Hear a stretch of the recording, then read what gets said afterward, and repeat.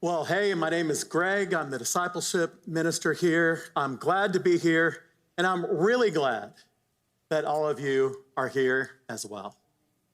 And as we begin this morning, I want to ask you this question. Is there something that you're holding on to that you think isn't affecting anyone else? In other words, are you holding on to something right now that you think only affects you? And you know it's wrong, and you know it doesn't please God, but nobody else knows. Maybe it's something like a private compromise that you've gotten comfortable with, a hidden purchase, a hidden account, a hidden habit, and you've already decided, this is just my thing. Maybe it's not even that dramatic. It's just a pattern, a resentment, a way of thinking that you know doesn't line up with who God's calling you to be, but you've learned how to live with it. And somewhere along the way, you started to tell yourself this: it's not hurting anybody. If you're there right now, or you've been there in the past, or maybe you're somebody who's been hurt by this, the Bible has a story that drops us right in this exact moment. And it takes place in the book of Joshua. And yeah, not to overcomplicate it, it's called Joshua because he's the guy in charge now. Moses is now gone and Joshua has stepped up to lead. And here's the big picture. God has taken his children out of Egypt, out of that 400 years of slavery. They're in the wilderness for 40 years. And there were a lot of big moments in the wilderness, but there were a whole lot of facepalm moments as well. Honestly, I picture that time in the wilderness kind of like being stuck in a group text that never ends.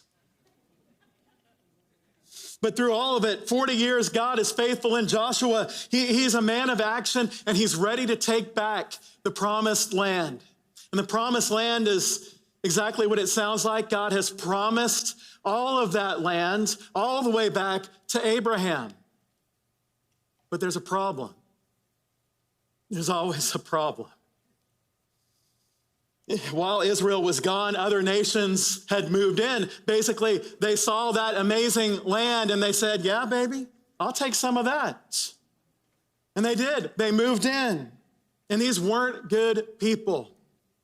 Not even close. They practiced things like child sacrifice, killing some of their kids in an attempt to please their so-called gods. And so when Israel enters the land, this isn't random violence. It's God bringing judgment on a people who are really, really far gone. And as soon as Israel crosses the Jordan, it's on. We saw this last week. They find Jericho right away. It's the gateway to the land, right? The fortress of Jericho, impenetrable, supposedly, but they walk around the city once, and on the seventh time, the walls fall.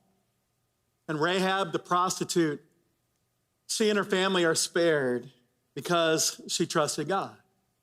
But everything else in Jericho was set apart. It was set apart for destruction. Nothing was supposed to be taken. No one was supposed to walk away richer than they had been before. Everything belonged to God. And that's exactly what happens. Mostly. Something goes wrong. And that's where we pick up our story today, verse 1 of Joshua 7. But the Israelites were unfaithful in regard to the devoted things. Achan of the tribe of Judah took some of them. So the Lord's anger burned against Israel. And so right away after this huge victory at Jericho, the one God himself has so obviously provided, this dude named Achan disobeys God. God had been very clear, don't take anything. Everything belongs to him. And Achan looks at some of that stuff and he thinks, no one's going to notice. It's just a little. Who's it going to hurt? And at first, nobody notices. They don't. Because that's how it always starts. You think it's private, you think nobody knows, but sin never stays where it starts. And Achan is about to find out that what you conceal, eventually God will reveal. But for now, it looks like he gets away with it. The people are celebrating, they're praising God, they're moving on to the next thing. But just because no one else sees it doesn't mean that God doesn't. Verse 2. Now Joshua sent men from Jericho to Ai and told them, go up and spy out the region. So the men went up and spied out Ai. When they returned to Joshua, they said, not all the army will have to go up against Ai.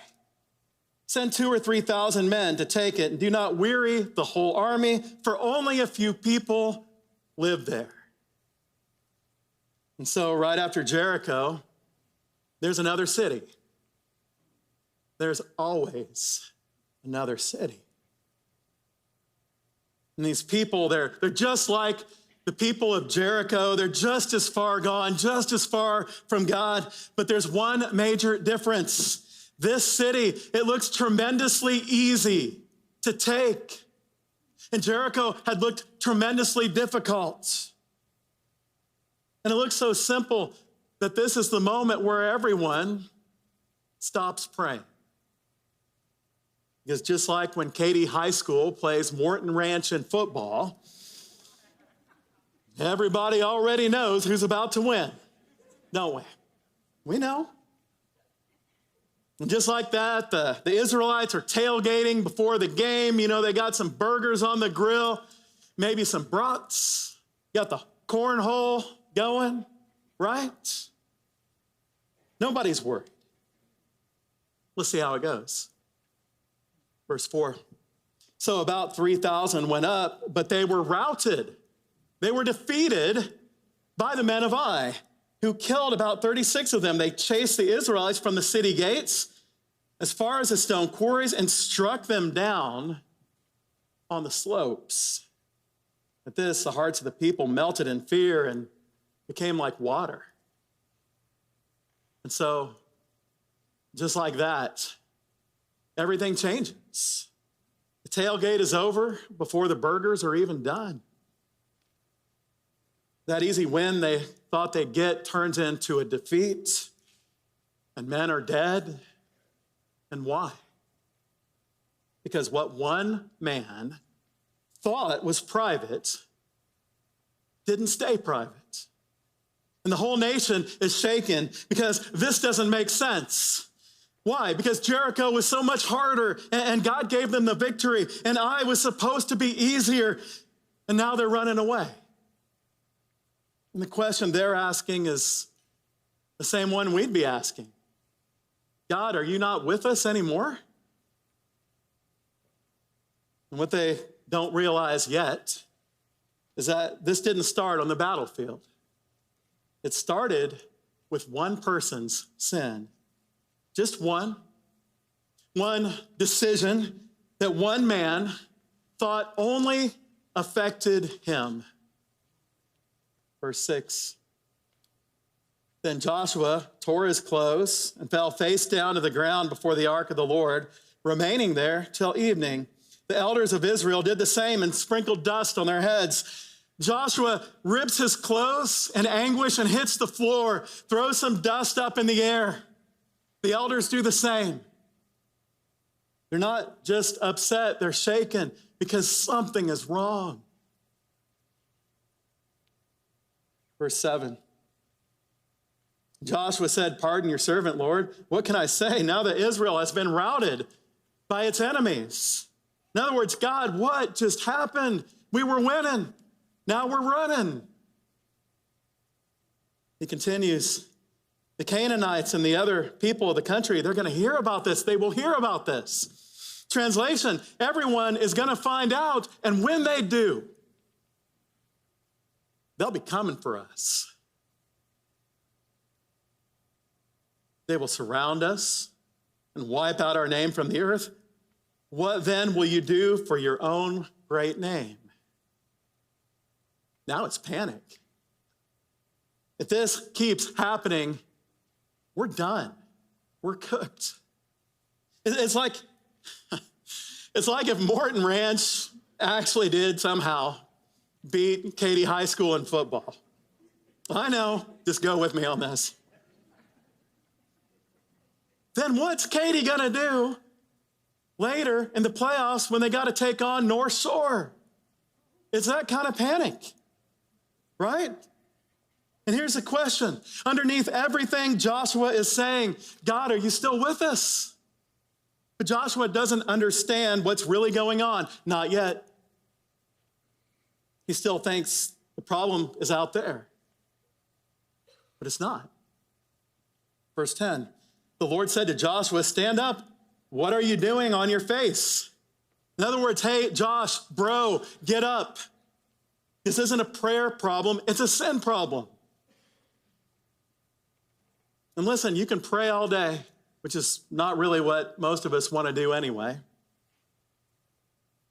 But if there's sin that hasn't been dealt with, well, that's the issue. Verse 11, God continues, Israel has sinned. They have violated my covenant, which I commanded them to keep. They have taken some of the devoted things. They have stolen, they have lied, they have put them with their own possessions. Notice this. God doesn't say Achan has sinned. What does he say? Israel has sinned. You notice the difference? One person's disobedience became everybody's problem because sin never stays where it starts. And so there it is. What Achan thought nobody else would see, God did. Verse 12. That is why the Israelites cannot stand against their enemies. They turn their backs and run because they have been made liable to destruction. I will not be with you anymore unless you destroy whatever among you is devoted to destruction. What is God saying? You ain't winning anymore. Not a single battle until this is dealt with. Not because God isn't powerful, he clearly is, but because God holds people accountable. Verse 13, go consecrate the people. There are devoted things among you, Israel. You cannot stand against your enemies until you remove them. In other words, deal with it. Don't ignore it. Don't hide it. Don't pretend it's not there. And you can feel this, right? The weight of this, the slow burn of this story. The axe hasn't fallen yet, but it's gonna. Tomorrow, everything is gonna be exposed.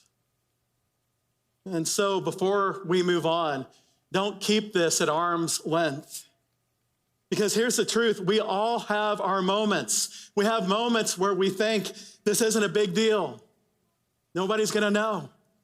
This only affects me, but it doesn't. It doesn't stay contained. It affects the people around us. It affects our spouse.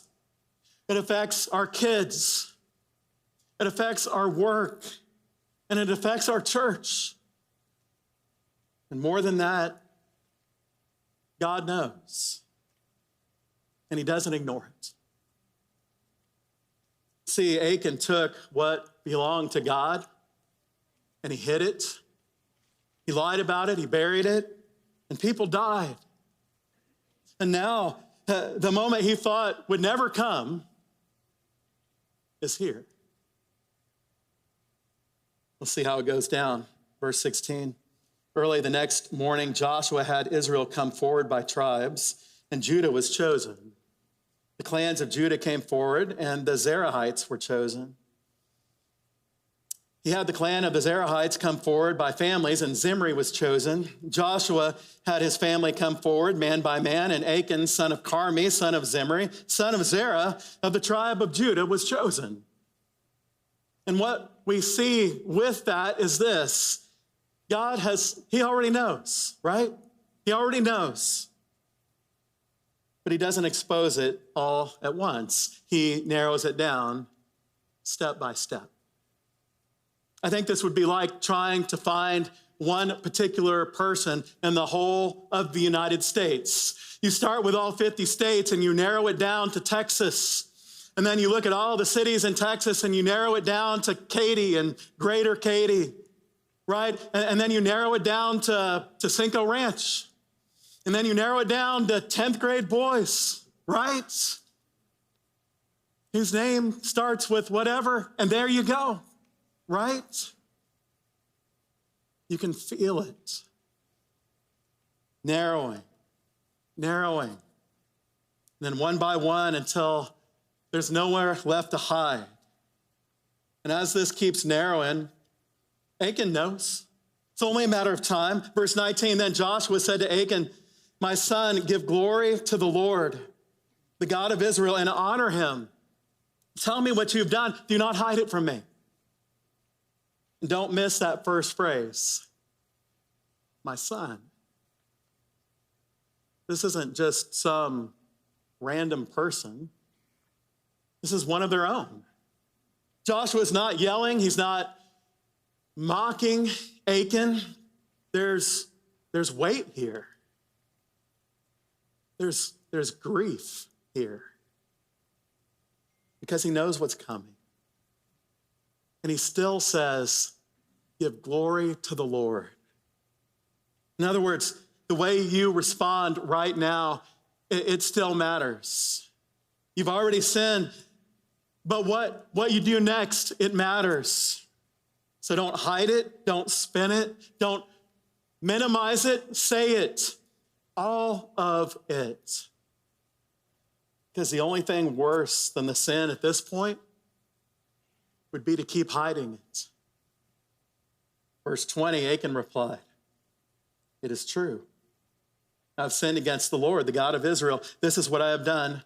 When I saw in the plunder a beautiful robe from Babylonia, 200 shekels of silver, and a bar of gold weighing 50 shekels, I coveted them and took them. They are hidden in the ground inside my tent with the silver underneath. Achan's been found out. And only now does he tell the truth. And don't miss how it happened. I saw, I wanted, I took, and then I tried to hide it. That's the pattern. And that's not just Achan.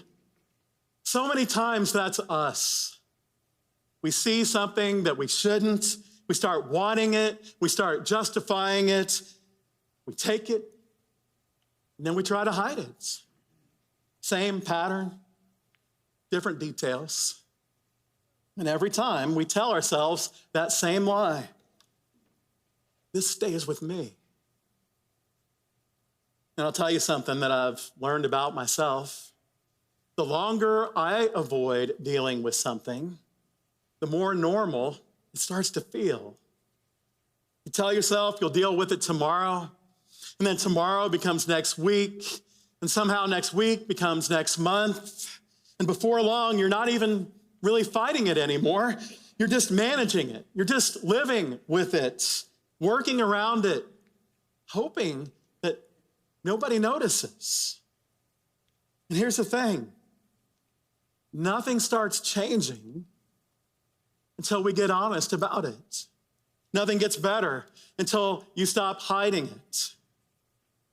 Achan finally tells the truth, but it's after the damage has already been done. Verse 22. So Joshua sent messengers, and they ran to the tent, and there it was. hidden in his tent with the silver underneath. They took the things from the tent, brought them to Joshua and all the Israelites and spread them out before the Lord. So Joshua sends men to the tent, and it's exactly the way Achan said it would be. It's all just sitting there, the robe, the silver, the gold, hidden, just like he said, but not anymore. Because what you bury doesn't stay buried. Now it's all out in the open for everyone to see. And at this point, everyone knows what's coming. Because this sin that Achan thought was just his, it wasn't. It cost lives. There are widows now in Israel mourning for their husbands. There are little girls and little boys crying out for their daddy. All because of one decision. Something that was supposed to stay hidden didn't. Now the whole community sees it. No one can pretend it didn't happen. And now it's got to be dealt with. Verse 24. Then Joshua, together with all Israel, took Achan, son of Zerah, the silver, the robe, the gold bar, his sons and daughters, his cattle, donkeys, and sheep, his tent and all that he had to the valley of Achor. Joshua said, "Why have you brought this trouble on us? The Lord will bring trouble on you today." So Joshua, he does what he has to do. He takes Achan, everything connected with him, and brings him out before the people. And he asks him the one question that really sums it all up: why have you brought this trouble on us? Do you see what you did? This wasn't just about you. Because at this point, people are dead. God had already said, this belongs to me. It was set apart. It was holy. And Achan took it. Verse 25, then all Israel stoned him.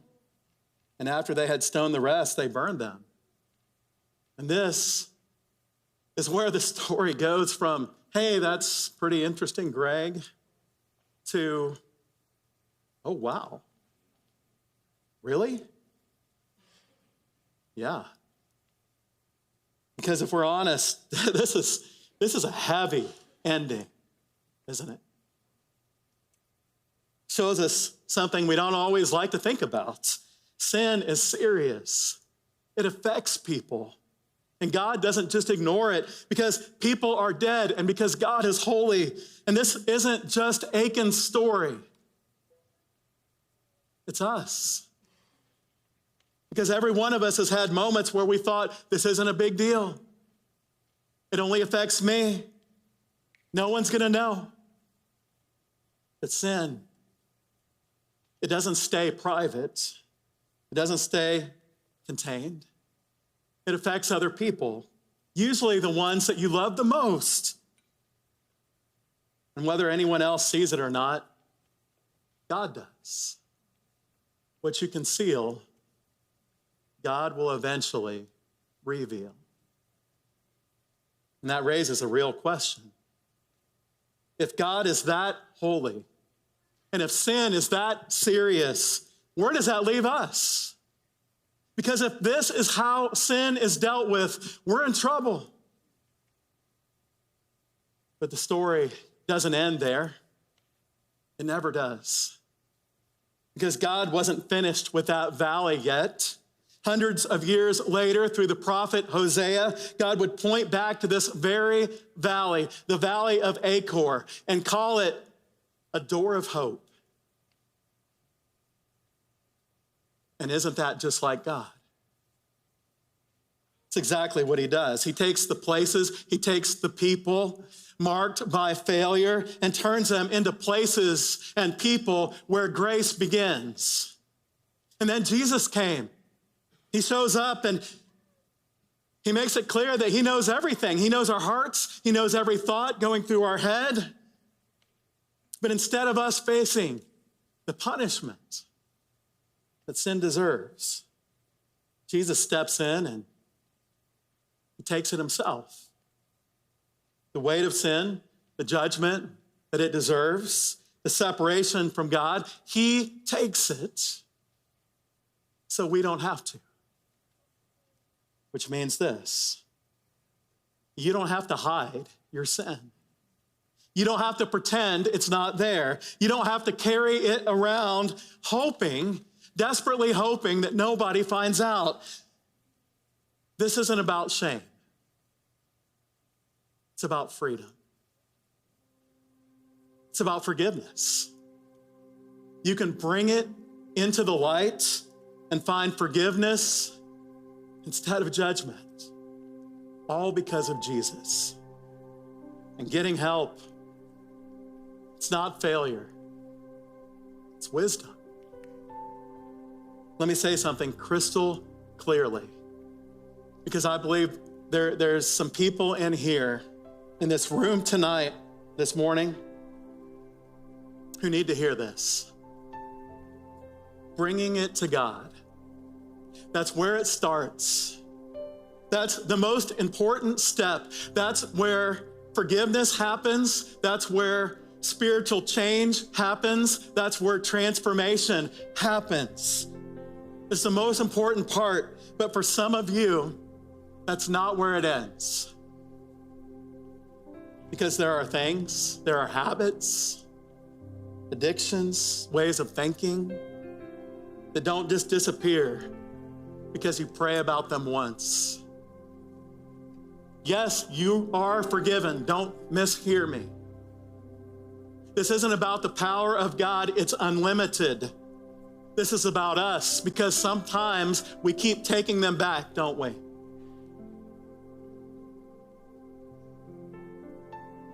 That doesn't mean there's something wrong with your faith. Doesn't mean you didn't mean it when you asked for forgiveness. It doesn't mean that God didn't forgive you. It just means you're human and you need some help. Getting help is not weakness, it's wisdom. It's saying, I'm done hiding. I'm not gonna fight this alone anymore. And you don't have to.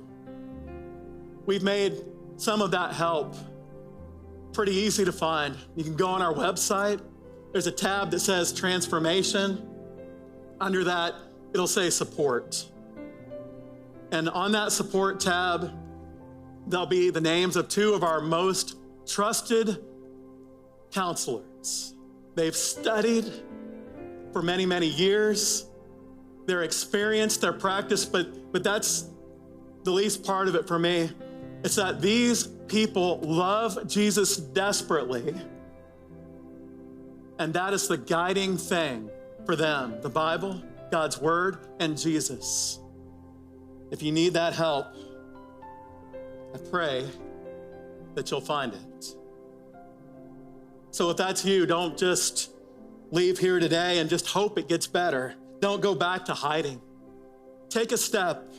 Talk to someone. Let somebody walk with you through it. And here's the part you don't get to avoid. You already know what it is. You already know what it is. You've been thinking about it this whole time. That thing you've been telling yourself, it's no big deal, this only affects me. Well, it's not staying with you. You just can't see it yet. Or maybe you can see it and it's tearing you up inside, that it's hurting the people you love. At some point, you're gonna have to decide whether you keep hiding it or finally bring it into the light. Maybe for you, the response today is really very simple. Just quietly, right where you are, say, God, I know exactly what Greg's been talking about. He doesn't, but I do, and you do. Father, you know, and I trust you in this hard thing that I need to do. I need your forgiveness. I trust that you love me enough to help me through this, all because of Jesus. And then finally this morning, For some of you, the step of trust today isn't about one thing. It's about your whole life. There's never been any forgiveness. That's no way to live. You've been living it on your own and you haven't trusted Jesus for forgiveness yet. You haven't trusted him as your Lord and Savior yet. But he's been knocking. He's been knocking on the door of your heart for days, for weeks, for months, and you've been keeping him at arm's length. Isn't it time to open that door? Isn't it about time? Just see either myself or our prayer partners in back. Now, as the rest of us all continue in worship.